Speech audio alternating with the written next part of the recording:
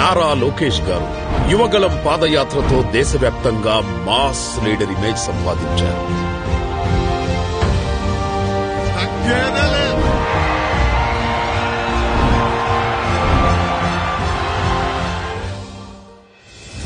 NDA కూటమి అధికారంలోకి రావడానికి గేమ్ చేంజర్ పాత్ర పోషించిన లోకేష్ గారు రాష్ట్రంలో 175 అసెంబ్లీ స్థానాల్లో అత్యధిక మెజార్టీల్లో 3వ స్థానం సాధించి దశాబ్దాలుగా టీడీపీ గెలవని మంగళగిరి నుంచి గెలిచే రికార్డు నెలకొల్పారు. గతంలో ఐటీ, ఎలక్ట్రానిక్ శాఖలతో పాటు పంచాయతీరాజ్, గ్రామీణాభివృద్ది శాఖల మంత్రిగా ఎన్నో అవార్డులు, రివార్డులు సాధించారు. పంచాయతీరాజ్ శాఖ ఎందుకు తీసుకున్నారు అని ఎవరైనా అడిగితే పల్లెలకు సేవ చేస్తే పరమాత్ముడికి సేవ చేసినట్టే అనే భావనతో అని సమాధానమిచ్చారు.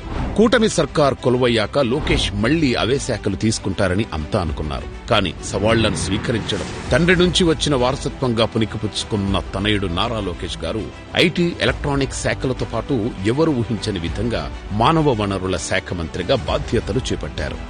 దైవ సాక్షిగా ప్రమాణం చేస్తున్నారు. ప్రపంచంలో తరగని సిరులు మానవ వనరులు. అవి పాఠశాల నుంచే రూపొందుతాయి. భావి భారత పౌరులను అందించే విద్యాశాఖను కూడా ఒక ఛాలెంజ్ గానే చేపట్టానని లోకేష్ గారు చాలా సందర్భాల్లో ప్రకటించారు. జగన్ మూర్ఖ నిర్ణయాలతో విధ్వంసమైన విద్యా వ్యవస్థ, సమస్యలు, సంఘాల డిమాండ్లతో నిత్యం అస్తవ్యస్తంగా ఉండే విద్యాశాఖ అంటేనే భయపడే సీనియర్ మంత్రులు ఉన్నారు. అటువంటిది ఛాలెంజ్ గా విద్యాశాఖను చేపట్టడం, సంస్కరణలతో ప్రభుత్వ విద్యా సంస్థను గాడిలో పెట్టేందుకేనని స్పష్టమైంది. ఏపీ మోడల్ ఎడ్యుకేషన్ దేశానికే దిక్సూచి కావాలి. స్కూల్ నుంచే పిల్లల్లో నైతిక విలువలు పెంపొందాలి. మహిళల్ని గౌరవించేలా పాఠ్యాంశాలుండాలి. మార్కుల యంత్రాలు, ర్యాంకుల మిషన్లుగా కాకుండా వారిలో టాలెంట్ ని ప్రోత్సహించాలి. విద్యా వ్యవస్థను పూర్తిగా రాజకీయాలకు దూరంగా ఉంచాలి. పాఠశాలకు దూరమైన విద్యార్థులు మళ్లీ బడిబాట పట్టాలి.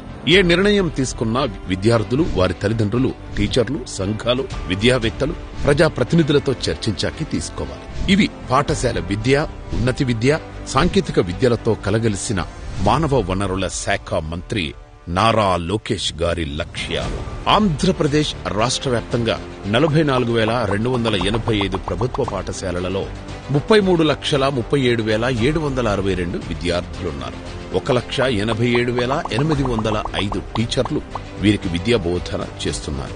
పథకాలకు తన పేరు కాని, తన పార్టీ పేరు కాని ఉండకుండా సర్వేపల్లి రాధాకృష్ణన్, డొక్కా సీతమ్మ, అబ్దుల్ కలాం వంటి మహనీయుల పేర్లు పెట్టిన నారా లోకేష్ గారు విద్యకు తాను ఎంత విలువనిస్తానో చాటి చెప్పారు.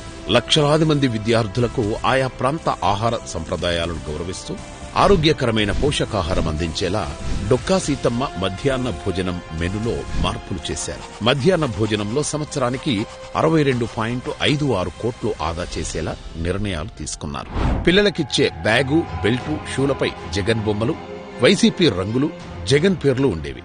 ఇవన్నీ పోయాయి.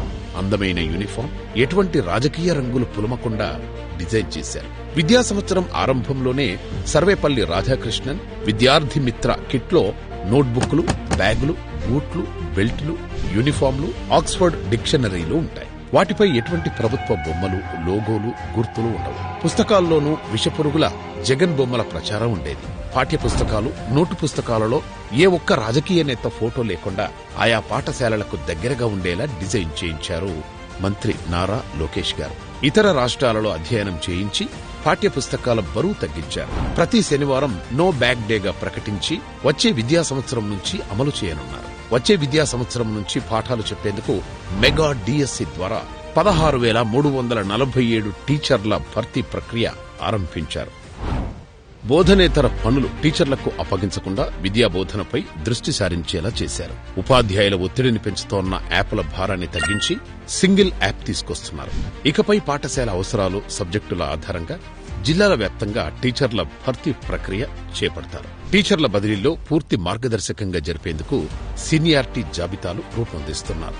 విద్యార్థుల్లో నైతిక విలువలు పెంపొందించేందుకు శ్రీ చాగంటి కోటేశ్వరరావు గారిని ఆంధ్రప్రదేశ్ ప్రభుత్వానికి విద్యార్థులు, నైతికత, విలువలు సలహాదారులుగా నియమించారు. ఉపాధ్యాయులకు, విద్యార్థులకు లింగ సమానత్వంపై శిక్షణివ్వడంతో పాటు పాఠ్యపుస్తకాల్లో వాడే బొమ్మల్లోనూ ఇంటి పని చేసే చోట స్త్రీ పురుషులిద్దరు బొమ్మలుండేలా జాగ్రత్తలు తీసుకున్నారు.